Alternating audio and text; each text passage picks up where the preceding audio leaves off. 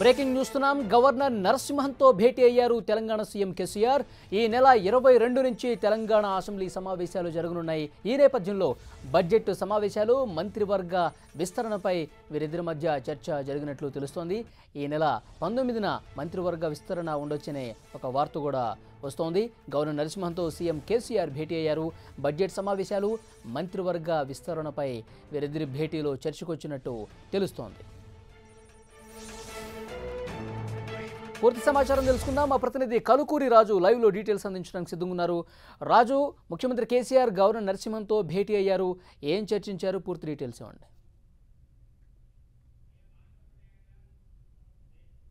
నుంచి ఎదురు చూస్తున్నటువంటి కేబినెట్ మంత్రివర్గ విస్తరణ ఖరారైంది. 19వ తేదీ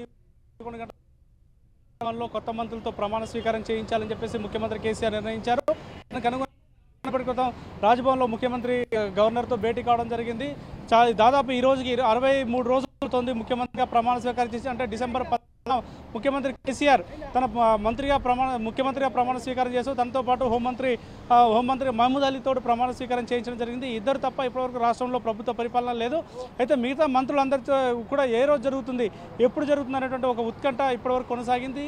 అయితే ఈ ఉత్కంఠ కూడా ఈరోజు ముఖ్యమంత్రి కేసీఆర్ కొద్దిసేపటి క్రితం స్వస్తి పలకడం జరిగింది. 19వ తేదీన మంచి ముహూర్తాన ఉదయం 11:30 గంటలకు రాజ్భవన్లో కేబినెట్ విస్తరణ జరుగుతుందని చెప్పేసి ఇప్పుడే అధికారికంగా ప్రకటించడం జరిగింది. సో ఈ 19వ తేదీన ఎవరు మంత్రులు అవుతారు, ఎంతమంది మంత్రులు అవుతారు అనేది మాత్రం ఇంకా సస్పెన్స్ కొనసాగుతూ ఉంది. ఇప్పటికున్నటువంటి అంచనా మేరకు చాలామంది అంటే ప్రగతి భవన్లో కావచ్చు, సచివాలయంలో వర్గాల్లో వస్తున్నటువంటి చర్చ మేరకు ఉదయం 8 లేదా 10 మంది ఉంటారన్నటువంటి ఒక చర్చ జరుగుతూ ఉంది. అయితే తెలంగాణలో ఉన్నటువంటి ఎమ్మెల్యేల సంఖ్య దృష్టిలో పెట్టుకొని మొత్తం 17 మందికి అవకాశం ఉంటుంది. అందులో ఒకరు ఇప్పటికే మహమూద్ అలీ మంత్రిగా ఉన్నారు కాబట్టి మరో 16 మందికి అవకాశం ఉంటుంది, 17+1 కాబట్టి. సో వీళ్ళందరికీ అంటే ఇందులో ఇంకా 16 మందిలో ఎవరు ఉంటారు, ఎంతమంది ఉంటారు అనేటువంటిది ఇంకా కొనసాగుతూ ఉంది.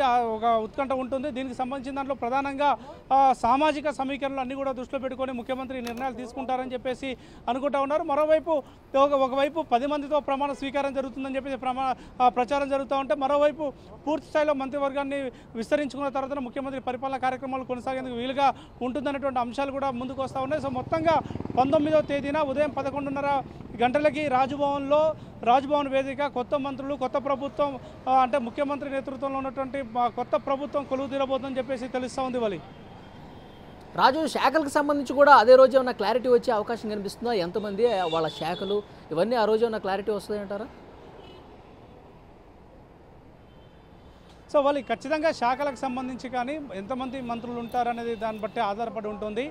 మొత్తంగా మంత్రులు ఎంతమంది ఉంటారు, ఇప్పటికే శాఖలకు సంబంధించినటువంటి కేటాయింపులు ఇవన్నీ కూడా మంత్రివర్గ ప్రమాణ స్వీకారం చేసిన తర్వాత మంత్రులుగా బాధ్యత తీసుకున్న వాళ్ళకి ఆ రోజు సాయంత్రం లోపే మంత్రులుగా కేటాయింపు జరుగుతూ ఉంది. మంత్రులు ఎవరెవరికి ఏ శాఖ ఇవ్వాలి, ఆయా సామాజిక సమీకరణను బట్టి కొన్ని బీసీ సామాజిక వర్గాలు కావచ్చు, మైనార్టీ సామాజిక వర్గాలకు సంబంధించిన శాఖలు కావచ్చు, ఒకవేళ మహిళలకు కూడా అవకాశం ఉంటే ఈసారి ఉన్నటువంటి 3 వ్యక్తుల్లో 3 మహిళల్లో ఎవరికైనా ఒకరికి అవకాశం ఉంటే అందులో కూడా మహిళా శిశు శాఖకు సంబంధించినటువంటి ఒక శాఖ కూడా ఉంటుంది. కాబట్టి ఆ శాఖ కూడా ఎలా ఉంటుంది అనేటువంటి అంశాలపైన ఆధారపడి ఉంటుంది. అయితే మొత్తంగా 19వ తేదీన జరగబోయేటువంటి మంత్రివర్గ విస్తరణలో ఎవరెవరికి అవకాశం ఉంటుంది, వారికి ఏ శాఖలు ఇస్తారు అనేది మాత్రం ఆ రోజు సాయంత్రానికి క్లారిటీ ఉంటుంది.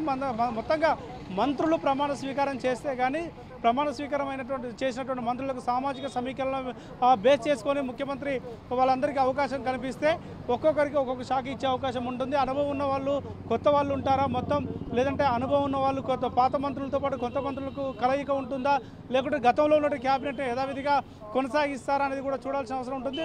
గతంలో ఉన్న వాళ్ళు కొనసాగిస్తే కొన్ని పెద్ద మంత్రి పదవులు, ప్రధానమైనటువంటి శాఖలు పంచాయతీరాజ్ లాంటివి కావచ్చు, ఆర్థిక శాఖ, అదేవిధంగా రెవెన్యూ శాఖ లాంటి కొన్ని మార్పులు జరగవచ్చు, ఇరిగేషన్ లాంటివి.